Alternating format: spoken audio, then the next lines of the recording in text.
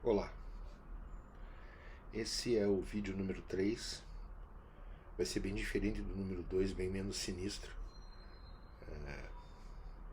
porque eu vou tratar de um assunto mais leve, mas que tem algo denso por trás, sem ser necessariamente pesado. Eu quero falar um pouco sobre poesia e do quanto o dizer, justamente por falhar, contém, do ponto de vista do que se sabe das conexões da psicanálise com a linguagem, é demonstrar o quanto a linguagem falha, o quanto há coisas que não passam pela palavra. E que a poesia, por exemplo, ela é um esforço de dizer algo que é da ordem do indizível. Uma coisa dizível não significa que ela possa ter um nome apenas. Eu digo usando as palavras, eu digo me servindo da linguagem e de todo um conteúdo que é a incidência do significante, né? Significante, significado, coisas que têm a ver com as teorias da linguística geral, que é importante estudar para quem tiver curiosidade. Saussure, Jacobson, Benveniste, mesmo mais agora, recentemente, Chomsky, embora vá numa outra direção. O Lacan se encantou com Chomsky, mas depois a coisa foi numa outra direção. Por que isso? Porque linguagem, e aí a gente vai ver todo um momento em que a psicanálise de orientação lacaniana serviu ali de uma filosofia estruturalista e tal. Mas não é sobre isso que eu quero falar. Eu quero falar sobre poesia mesmo. Duas das coisas que têm nome, mas cujo nome não basta: amor e morte. Para mim são os melhores exemplos. Falar sobre amor. Se a gente tem o amor como uma coisa definida, acabada em si mesmo, pronta, como um conceito, de certa forma a morte também, tudo que diz respeito ao que se aponta a partir desses dois significantes teria um ponto de sentido tão encerrado, uma formação de sentido absoluta, que não seria mais necessário falar tanto de ambas as coisas e tê-las como circunstâncias perfeitamente resolvidas conceitualmente. Então a gente vê que o nome não basta. Não basta chamar algo de amor ou algo de morte para que isso dê uma formação de sentido completamente suficiente. Tanto não é assim que quando ambos os eventos acontecem, o amor e a morte, é absolutamente natural, quase automático, que de ambos se fale, até tentar chegar num ponto em que se deu conta de algo que esses dois significantes representam e a coisa para. Morre alguém subitamente.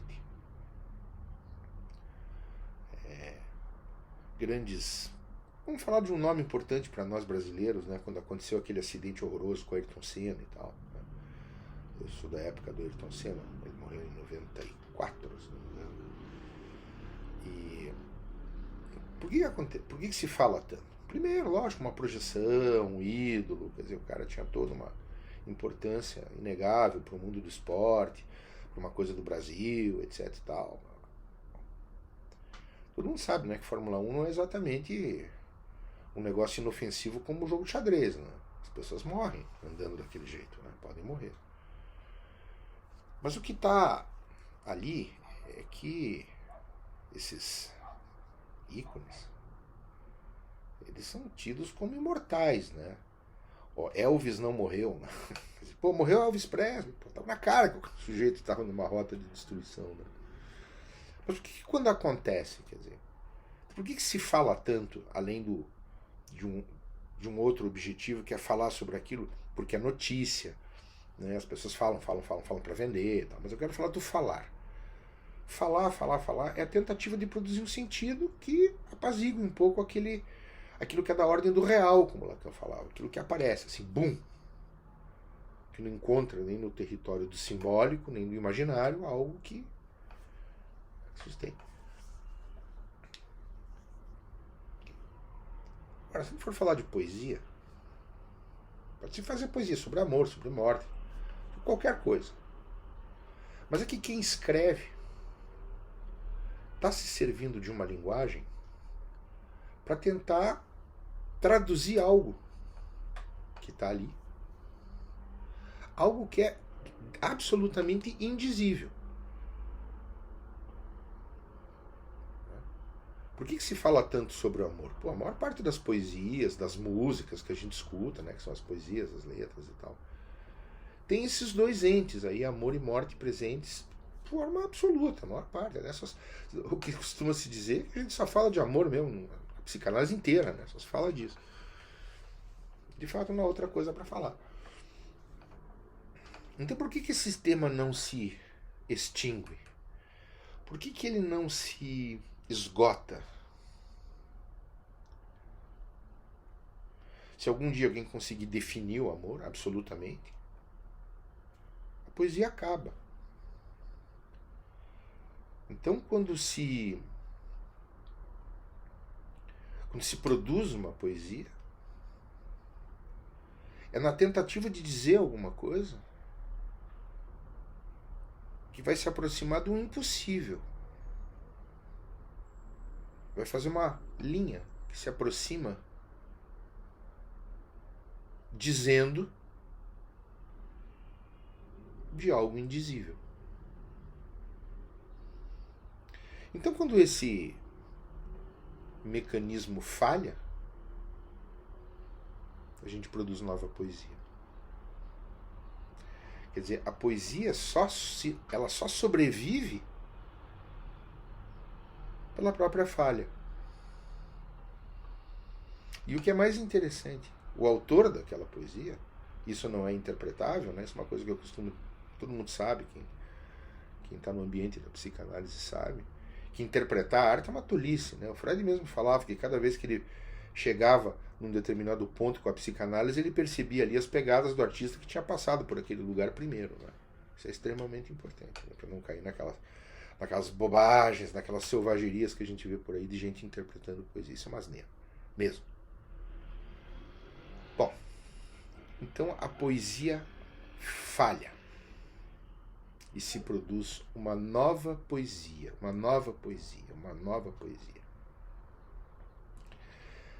E isso vai fazendo ali vamos dizer assim, uma linha que vai tentando envolver, que vai tentando demarcar um território do indizível.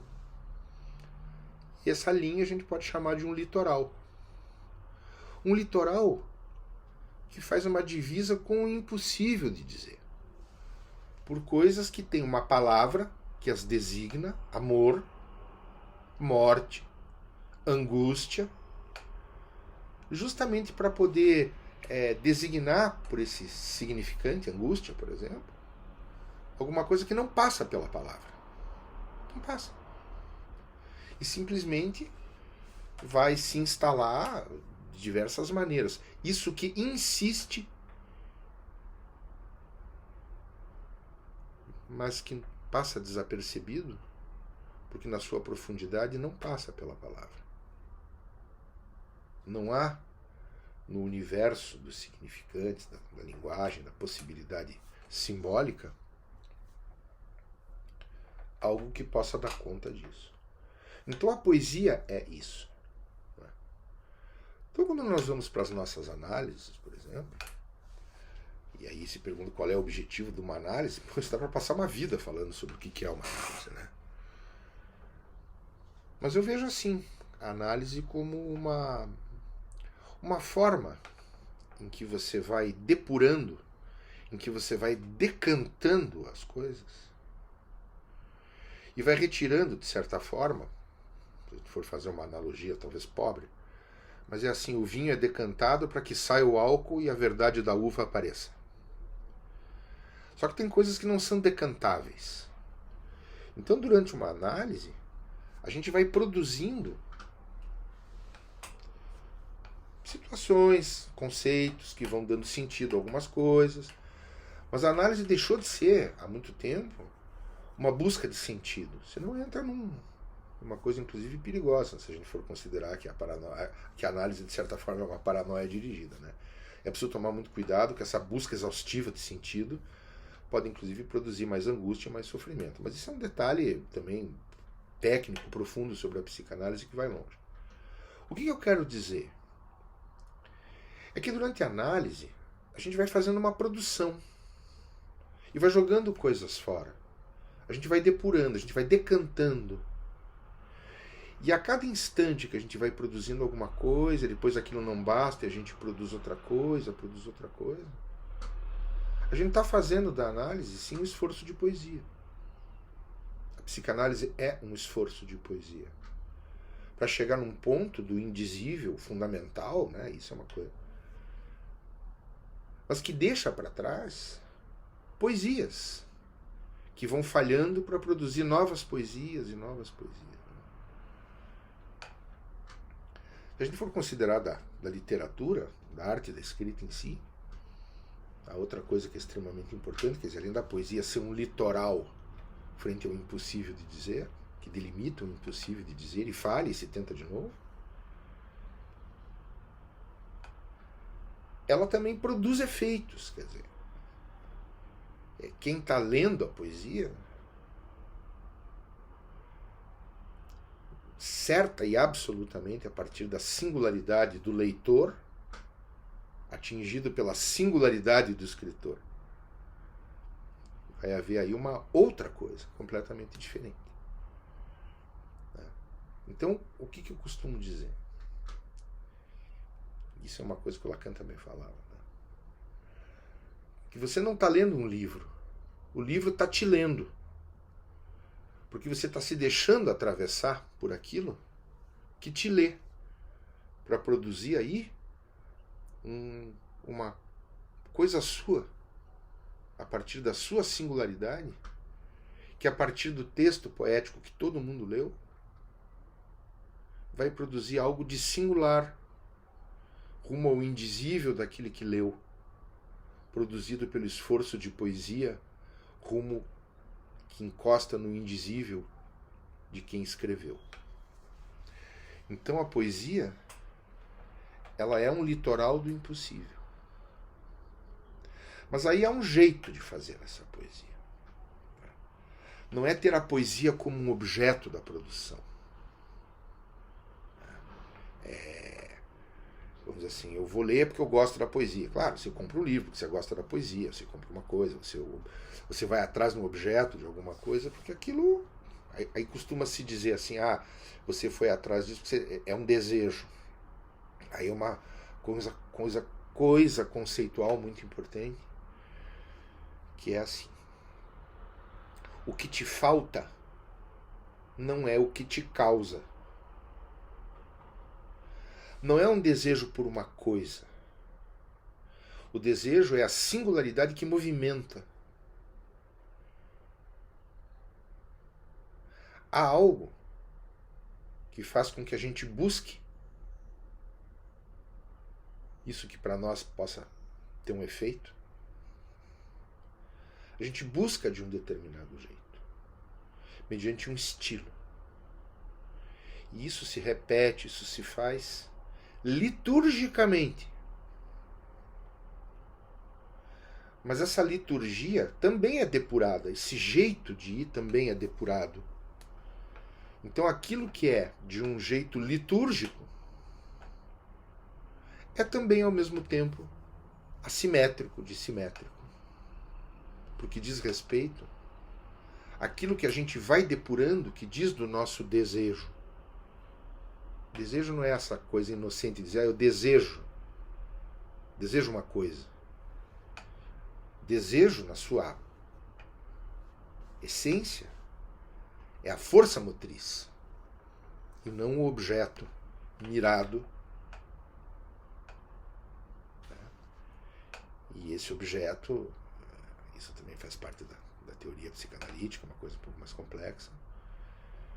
Esse objeto que a gente obtém, ele carrega ali a ilusão de uma completude que falha. Daí a gente busca outro objeto. Então, quando a gente compreende que a poesia é um litoral frente ao impossível e que existe uma liturgia dissimétrica do desejo, a gente também compreende que depois de um tempo, à medida que essas depurações vão acontecendo, a poesia vai ficando mais simples, não menos potente. Vai ficando mais pontual, mais precisa. E numa lógica de desejo, as coisas todas que representam uma grande completude, uma busca inglória por uma completude que não existe, não é? Os objetos também começam a perder essa importância. E no final das contas, se a gente for olhar o esforço de poesia, o litoral do impossível e a liturgia dissimétrica e assimétrica do desejo, a partir de tudo isso a gente pode concluir que existem poucas coisas. E depois de um tempo a gente percebe que poucas poesias podem embalar os nossos sonhos, poucas músicas, poucos objetos.